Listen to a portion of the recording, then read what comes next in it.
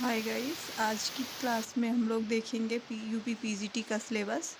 और सिलेबस के आधार पे ही हम लोग आगे की पढ़ाई जारी रखेंगे, जिसमें बताया गया है कि कोशिका संरचना विज्ञान, शरीर संरचना विज्ञान का परिचय, कोशिका संरचना एवं संगठन, जीव द्रव्य की विशेषता, तंतु का विकास इतिहास और शरीर में उनका वितरण क्या है, खून एवं पंछा यानी कि जो लिम्फ, दिल और संचरण के बारे में भी पढ़ेंगे।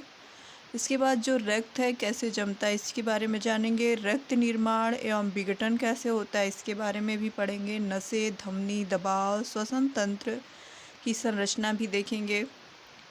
इसके बाद श्वसन की कार्यप्रणाली, फेफड़ा और तंतुओं में गैसों का आदान प्रदान, अम्ल आधारित संतुलन, श्वसन तंत्र, शिरा एवं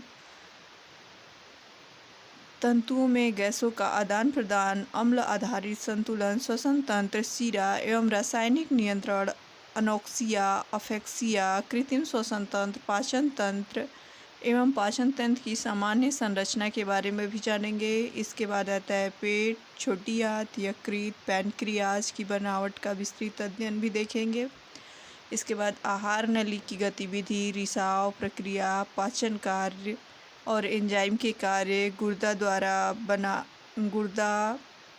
एंजाइम के क्या कार्य हैं, मूत्र निस्तारण और मूत्र का निर्माण, उसकी संरचना, त्वचा, मांसपेशियों की बनावट, मांसपेशियों के खिंचाव के दौरान भौतिक और रासायनिक परिवर्तन क्या क्या होते हैं इसके बारे में जानेंगे।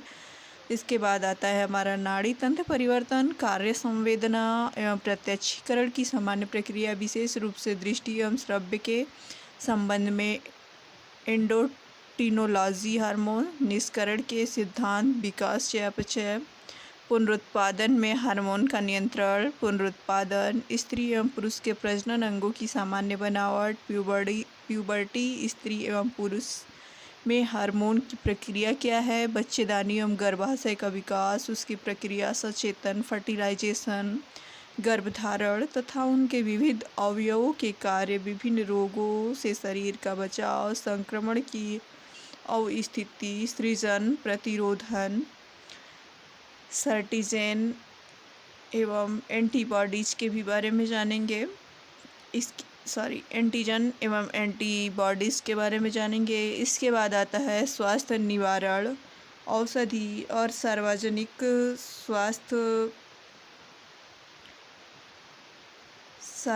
स्वास्थ्य प्रशासन, वायु, वातायन, हवा की संरचना, श्वसन क्रिया, धूल, धुआं, जीवाणु आदि के कारण वायुमंडल में जो भी परिवर्तन होते हैं और वायु में अशुद्धता का कारण, रोग, वातायन का अर्थ, रोगी एवं स्वस्थ व्यक्ति के लिए आवश्यक वायु, प्रकृति एवं कृत्रिम वातायन और वायु का शुद्धिकरण, गृह की स्वच्छता, जल निष्कासन एवं स्वच्छता, अपशिष्ट निष्पादन, जल संरक्षण, वहन तंत्र, ढालीय जल का निष्पादन, सेफ्टी टैंक, सीवर, जल संरचना, विशेष विभिन्न उद्देश्यों के लिए आवश्यकता, जल स्रोत एवं भंडारण, अशुद्धियाँ, उनका शुद्धिकरण, स्वास्थ्य, व्यायाम के विभिन्न विभिन्न तंत्रों पर प्रभाव, संक्रमण के स्रोत, माध्यम, संक्रमण के संचरण के प्रकार, भोजन एवं पौष्टिकता,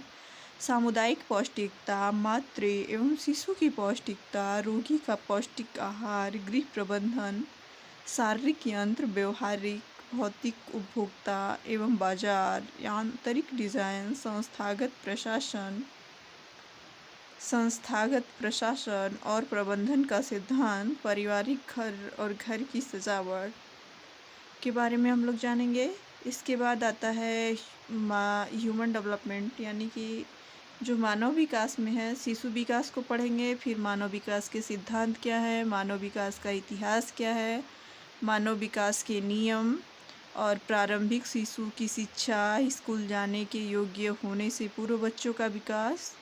इसके बाद क्लोथ एंड टेक्सटाइल में वस्त्र विज्ञान के बारे में हम लोग वस्त्र एवं परिधान के बारे में पढ़ेंगे। परिधान के मनोवैज्ञानिक एवं सामाजिक तत्व, भारत के पुराने परिधान की डिजाइनिंग तथा कपड़े की संरचना, वस्त्रों का रंगना, छापना, काटना और सिलना। इसके बाद हमारा आता है सेकेंड पॉइंट, प्रसार शिक्षा। नेक्स्ट पॉइंट है प्रसार शिक्षा।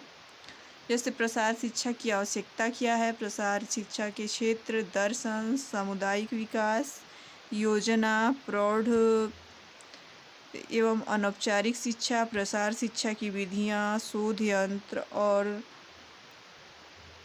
तकनीक और प्रारंभिक सांख्यिकी, ये हमारे यूपी पीजीटी के दृष्टि से ये पॉइंट यहाँ पे हैं।